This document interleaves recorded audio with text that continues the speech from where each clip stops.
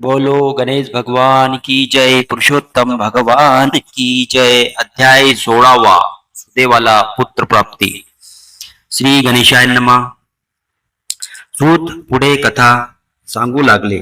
वाल्मिकी दृढ धन्व्याला त्याच्या पूर्वजन्म सांगत होते. राजा तो गरुड म्हणाला ब्राह्मणाला, हे विप्रा, 7 जन्म तुला पुत्र होणार नाही, हे यथाविधान जरी खरे असले तरी मी स्वामीच्या आज्ञेने तुम्हाला एक पुत्र होईल असा वर देतो. त्याचे लालन पालन करण्याचे सर्व सुख तुम्हाला मिळेल, पण पुढे मात्र त्या मुलामुळे तुम्हाला दुःख प्राप्त होईल. पण तुला भगवंताची भक्ती प्राप्त झाली आहे, ह्यात तू धन्यता मान. माझे स्वामी श्रीहरी यांच्याविषयी दुसरा कोणी तारक नाही, म्हणून तो माझा भक्ती मार्ग सोडू नको. गरुडाने व श्रीहरीने सुदेवाला आशीर्वाद देऊन वैकुंठास प्रयाण केले. सुदैव व गौतमी नदी तीरावरून आपल्या घरी गेले. काही काळाने गौतमी प्रसूत होऊन तिला पुत्र झाला. सुदैवाने जातकर्म केले व ब्राह्मणांना भरपूर दक्षिणा दिली. गरुडाने कृपा केल्याने हा पुत्र झाला, म्हणून त्याने मुलाचे नाव सुखदेव असे ठेवले. तो हळूहळू मोठा होऊ लागला. योग्य वेळी सुदैवाने त्याचे उपनयन केले. मुलाने गुरुगृही राहून उत्तम विद्याभ्यास केला व तो घरी परत आला. काही दिवसांनी सुदैवाला भेटण्यासाठी देवल नावाचे ज्येष्ठ व ज्ञानी ऋषी आले. सुदैवाने त्याचे उत्तम स्वागत केले. सुखाने पुढे येऊन त्यांना साष्टांग नमस्कार केला. ऋषी म्हणाले, सुदैवा, तू देववान आहेस. तुला उत्तम पुत्र प्राप्त झाला आहे. मोठा चौकस व बुद्धिमान दिसतो, अलौकिक दिसतो, चांगली शुभ लक्षणे दिसतात, असे म्हणून त्यांनी मुलाला जवळ बोलावले व त्याच्या हस्तरेषांवरून ते त्यांच्या आयुर्मानाचा विचार करू लागले. तेव्हा मात्र त्यांची मुद्रा खिन्न झाली. ते म्हणाले, हा पुत्र सद्गुणी व सुलक्षणी आहे, पण वयाच्या 12व्या वर्षी याच्या पाण्यात बुडून मृत्यू आहे. ही गोष्ट अटळ आहे, असेही ते म्हणाले. स्वतः त्यांनाही वाईट वाटले. सुदैवाला गरुडाने दिलेले वरदान व या मुलामुळे पुढे दुःख प्राप्त होईल ही दिलेली सूचना आठवली. ऋषी निघून गेले तरी सुदैव तटस्थ बसून राहिला. तो रडू लागला. भावी दुःखाच्या कल्पनेने दुःखी झाला. गौतमीने त्याचे सांत्वन केले. परीक्षित राजाच्या मृत्यू ब्राह्मणाच्या शापाने कसा झाला, धर्मनल, यादव वगैरेंना कसे दुःख भोगावे लागले ते सांगितले व श्रीहरीवर श्रद्धा ठेवून त्याची भक्ती करूया असे म्हणून तिने आपले दुःख आवरले आणि पतीचे सांत्वन केले. सुदैवाला थोडा धीर आला आणि त्याने भवितव्याची चिंता सोडून हरिचरणी मन लावले. ही नारायण नारद संवादातील कथा सूत नैमिषारण्यात श्रोत्यांना सांगत होते. बोलो गणेश भगवान की जय, पुरुषोत्तम भगवान की जय. अध्याय 16वा, श्री गणेशाय नमः. इंदिरा मने वैकुंठनाथा, सच्चिदानंद रूपिया समर्था, भवतापहारका भगवंता, विश्वार्थी हरता आहेस तू. यास्तव लोकोपकारार्थ तुझ लागी प्रश्निते यथार्थ. अधिक मासी स्नानादि कर्मार्थ, जे का असमर्थ असती पै.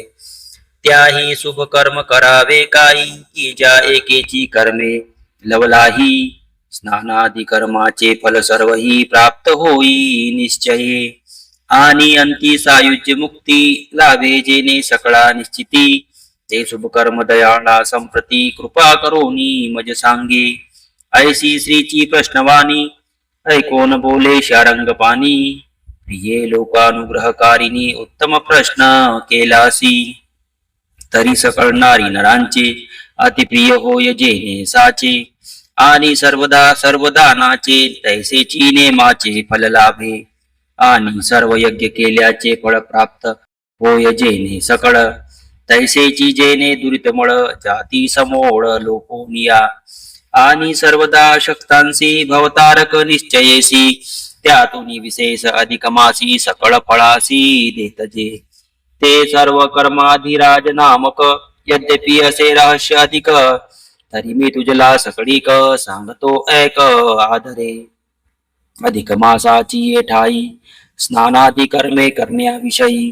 शक्ती नसेल जया देही हरिनाम त्याही जपावे कोणत्याही प्रकारे करून करावे भगवन नाम कीर्तन तेने सर्व काम परिपूर्ण होती जान निश्चये कृष्ण कृष्ण ऐसे सतत जे कलियुगा माझी बोलत दयायुत यज्ञांचे यथार्थ आणि कोटी तीर्थाचे फल लाभे पूर्ववया माझी जोनर सुची धार्मिक सावधान तर हरिकीर्तन करी निरंतर तोची सतपुत्र जानावा तो त्या कीर्तने पित्रा लागुनी सदा त्राही पुनरकापासुनी म्हणून वेदज्ञ महामुनी पुत्र त्यासीच बोलतात ना तरी सुकरीसी कुमर सतशा होती पृष्ठ शरीर परिते नरक प्रिय थोर भूमिसी भार सर्वही गौतमी माझी स्नान करीत आणि मग कृष्णाचे नाम गात तयांच्या देशी यमदूतन परवेशती कदापि आणि जे नर यथाधिकार भगवत गीता निरंतर पठती ऐकती साचार ते मुक्त होत निश्चये नीच योनीत जन्मले असोनी जे मम भक्ती करीती अनुदिनी ते सकळ हि या त्रिभुवनी पवित्र जान सिंधुजे विप्रकुडी उद्धवून जे का होत मद भक्तिहीना ते मलेच्छ स्वभावी पूर्ण अत्यंत हीन अपवित्र या कलियुगा माझारी मदभक्त जेथे वास करी तो यद्यपि कुदेश असला तरी पवित्र निर्धारी जाणीजे इंदिरे ह्या कली समचांग नाही नाहीच अन्य युग जेथे कीर्तन स्मरणेची सवेग पद व्यंग लादते स्त्री हत्यारी राजघातक विश्वासघातकी सर्वापहारक बालघाती ग्रामदाहक ऋणहानी मातृगामी सुरापी सर्वनिंदक गोघ्न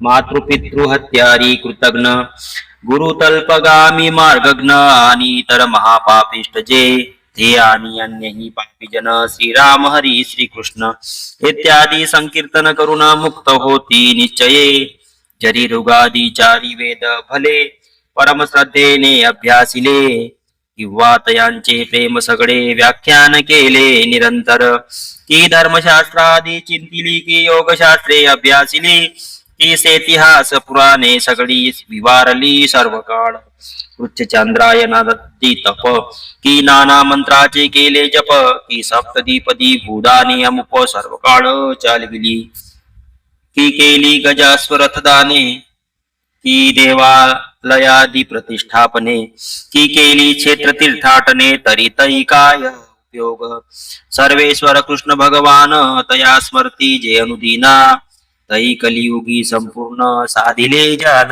निश्चये हे कलियुग अत्यंत घोर सर्व दोषांचे घर साचार पर्यामजी भूमीवर एक गुण थोरा हे पै येथे अन्य कर्मे न करिताही केवळ भगवत कीर्तने पाही बंधमुक्त होऊनी लवलाही मोक्ष सदना पावती यास्तव गुणज्ञ आर्य लोक कलिलागी प्रशंसिती देख येथे हरिकीर्तनेच निशंक सर्वार्थ सकळी लाभती पद्मालये काय वर्णू फार हेची सांगतो वारंवार कलियुगा माझी जीवनसार हरिनामची एक असे तया विनयी तर कर्माही उत्तम गती नाहीच नाही म्हणून सकळी सर्वदाही हरिनामची जपावे सकळ धर्मांनी विवर्जित ऐसे कलिघोर अत्यंत या माझी जे हरिभक्त होत किंवा गात हरिनामे आणि विशेष अधिक मासा भीतर श्रीकृष्णादी नामे सुंदर जे स्वय स्मरती निरंतर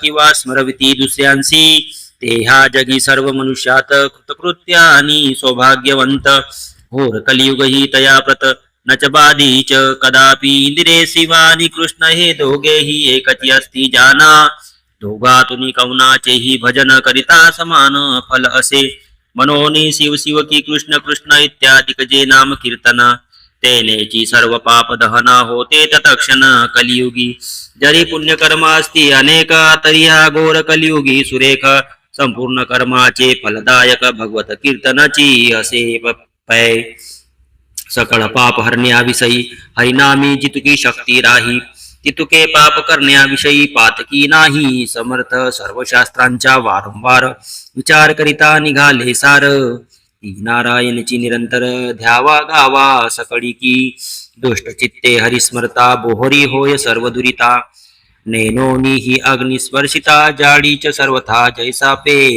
नारायण नाम सुंदर जो नर बोलिला एक वार तेने सतकल्प निरंतर स्नान केले सर्व तीर्थी ऐसी भगवन नामाची थोरी मनोनी हे मत प्रिय सुंदरी शक्ता शक्ती कलिमा झारी नित्य हरिनामची जपावे आणि विशेषे अधिक मासात भगवन नामेचे जपावी सतत तेने स्नानाधिकांचे फळ यथोक्त प्राप्त होय निश्चये सर्वरूपी जो भगवान त्या प्रती जे मानव निरंतर स्मरती तया धर्म कामार्थ मुक्ती हस्तगत होती तत्काळ अधिक मासी एक वार हरि ऐसाच केला उच्चार तेने मोक्षाशी जावया सत्वर बांधिली कमर जानिजे ऐसा हरिनाम महिमा भला श्री विष्णूने लक्ष्मीशी कथिला तो है कोणी आती कमळा पुनश्च तया ते पुसत असे लक्ष्मी म्हणे हो देवादिदेवा दया सागरा श्री केशवा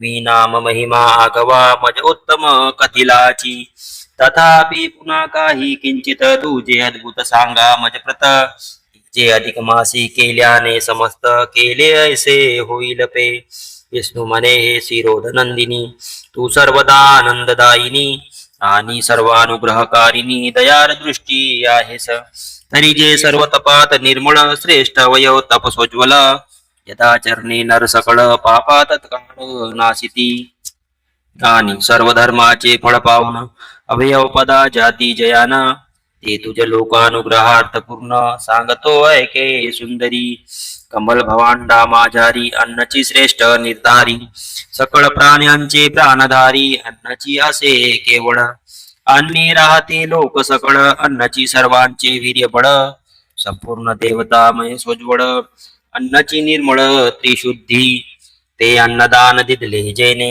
जगी कायन केले त्याने जप तप योग अनुष्ठाने सर्व ही केली जानिजे कोणी दारिद्री किंवा सुदित या कोणासी जो अन्न देत तेने आत्मसुख भोग सिद्ध्यर्थ केले यथार्थ सर्व कर्मे जेने निष्कामत्व बहिले यत्किंचित अन्नदान केले तेने सांसारिक दुःख सकळे त्यागुनी घेतले मोक्षपद किंवा सकाम तत्वेही यत्किंचित अन्नदान कोणी करीत तरी सर्व कामाचे फळ तया प्रत हस्तगत होय निश्चये ऐसे अन्नदानाचे महिमान मनोनी ते नित्य की जे जान आणि अधिक मासी संपूर्ण उपास व्रत करावे प्राणप्रिय अधिक मासात जे करीती उपवास व्रत तयाची मोक्षादी सर्व मनोरथ पूर्ण होत निर्धारी सर्व मासोपवास अथवा एक पक्षोपवास करावा की षडात्र निरतिरात्र किंवा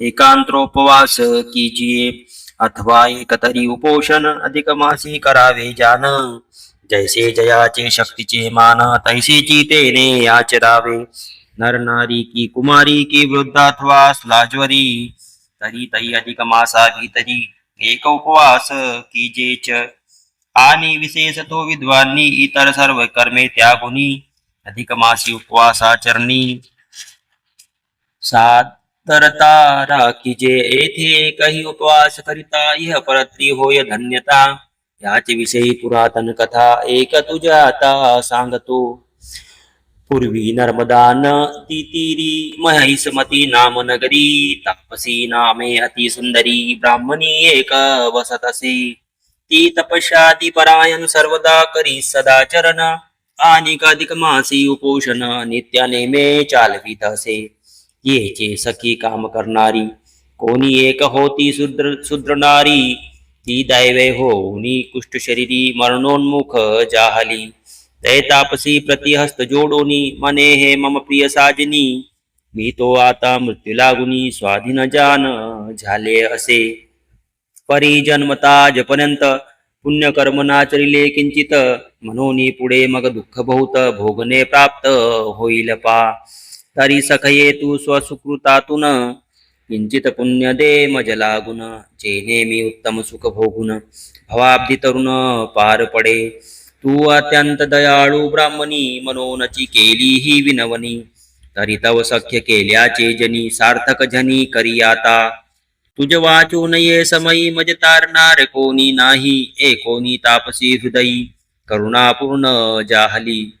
आणि पूर्वी जे मलमासात केले होते उपवास व्रत, त्यातून एकोपवासाचे समस्त फल तियेसी अर्पिले.